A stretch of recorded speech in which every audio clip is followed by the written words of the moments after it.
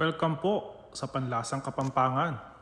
Ngayon gagawa naman po tayo ng ating napakasarap na pan de coco. Ayan po pala ang mga ingredients na gagamitin natin. Pinagsama-sama ko na po ang ating wet at ang ating dry ingredients. Lalagay ko na lang po sa comment section ano po ang ating exact measure ng ating mga wet and dry ingredients. Then paghahalu-haluin lang po natin ang ating mga dry and wet ingredients sa ating mixing bowl.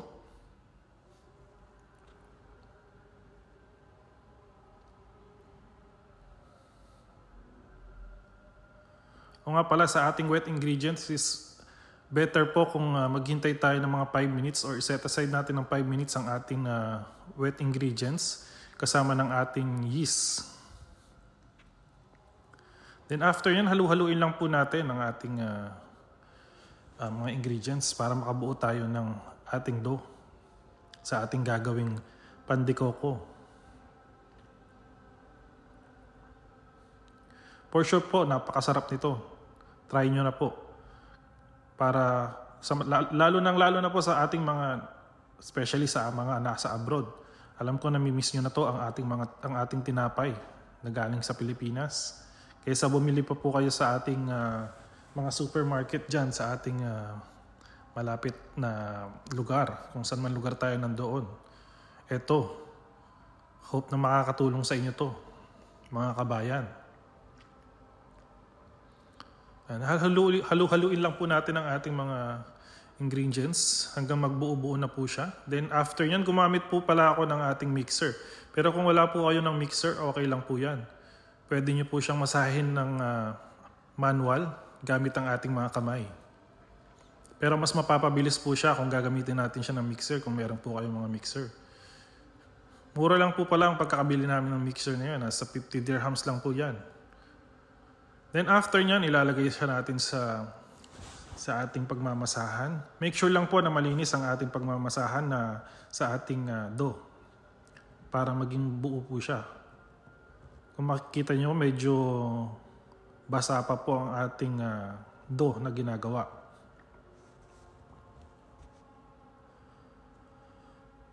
Then after nyan, maglagay lang po tayo ng pakonti-konti ng ating harina habang minamasa natin ang ating dough. Ayan, kung nakikita nyo po, lalagyan natin na siya ng pakonti-konti na harina hanggang makuha natin yung tamang texture ng ating ginagawang dough para sa ating pan de coco na gagawin mamaya or ibibake.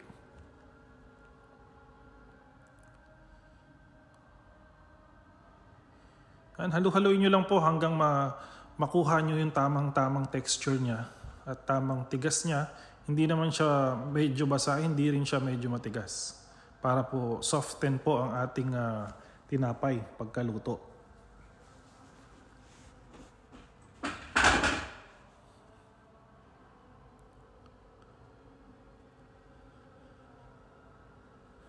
Halu-haluin nyo lang po siya. And then yung mga natitirang sa baba ng ating mimixan is kayo din nyo lang po siya.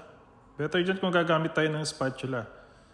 Sa ngayon wala po akong ginagamit na spatula. Kutsara lang po ang aking ginamit para sa kuha ng mga natitirang dough na dumikit sa ating lamesa na pinagmamasahan.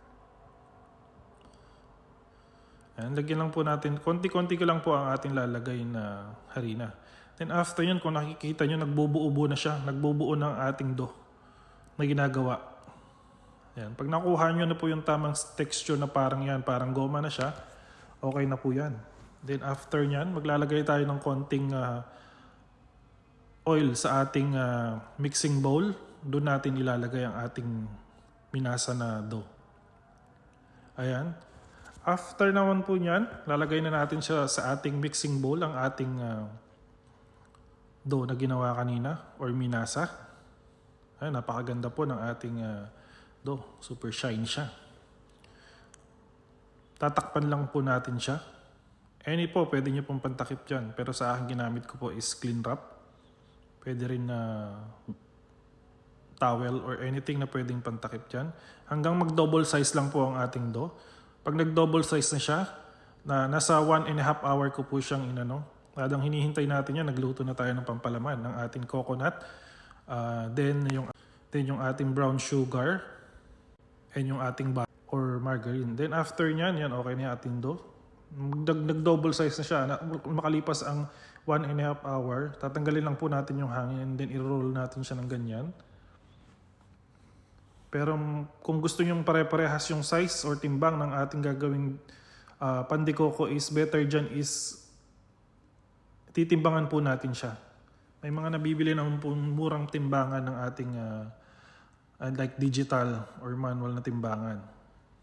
Pag pare-parehasan nyo lang po yung grams. Sa akin kasi sa bahay lang po yan, kami lang po ang kakain ng aking ginagawang pandikoko. Nakakamiss po kasi kumain ng like yung mga tinapay sa Pilipinas. And iba po talaga yung tinapay sa Pilipinas pagka binili na natin. Sobrang lambot. Unlike sa ibang bansa is, and especially yung flavor na inilalagay. Binilog-bilog ko lang po siya, then pinaghiwa-hiwalay ko siya, ang ating mga dough, sa mga sizes na ginawa natin. Then bibilutin lang po natin yung ating, ayan na po ang ating palaman. Luto na siya, malamig na ating palaman. Yan, ikot-ikutin nyo lang siya hanggang makuha nyo yung makinis na part ng ating dough na ginawa. And then, yan, pipit-pipin lang natin siya ng konti hanggang makabuo. And then, lalagyan natin yung palaman. Then, after nyan, lagay na natin yung palaman. Lalagyan naman, o nga pala, nakalimutan ko dyan. Kailangan nyo po siyang i-press slightly press yung ating mga tinapay or dough na may palaman ng ating coconut. Na may asukal, butter. Yan yung ating, Then, after yan, tutusukin lang po natin ng tinidor or fork. Ang ating mga dough para hindi siya mag-crack kasi yung palaman natin sa loob pag umiinit is lumulobo siya para lang makasingaw yung ating palaman sa loob na ginawa. And then set aside lang natin siya ng mga 30 to 40 minutes yung ating ginawang pandikoko. Then cocover lang po natin siya ulit. Ang ginawa ko dyan, kinoberan ko siya ulit ng clean wrap. Then pinatungan ko pa rin siya ng tela. And then place lang po natin siya sa warm temperature para lang umalsa ng konti ang ating ginawang mga pandikoko.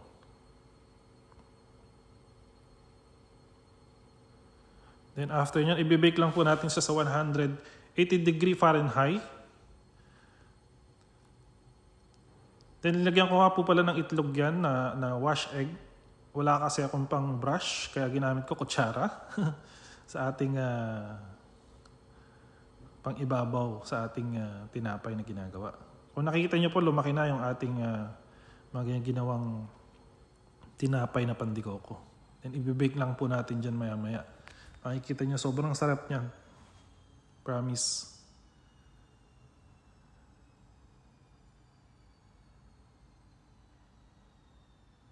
Then after nyan, nabake na po natin siya. Within 20 to 25 minutes po ang baking time niya. Ayan, sobrang sarap. So yummy. Sobrang sarap niyan. Basta Kapampangan, manyaman, sabi nga po. Ayan na siya. Sobrang sarap. Grabe. Si Mrs. nakaapat agad niyan pagkaluto pa lang. Ayan natin loob. Oh, sobrang lambot po oh. Sobrang sarap niyan. Ayan na po, tapos na po ang ating pandikoko. Salamat po sa panonood. Naway nagustuhan niyo po ang aking mga ginagawang video. Please follow and like my video. Salamat. God bless sa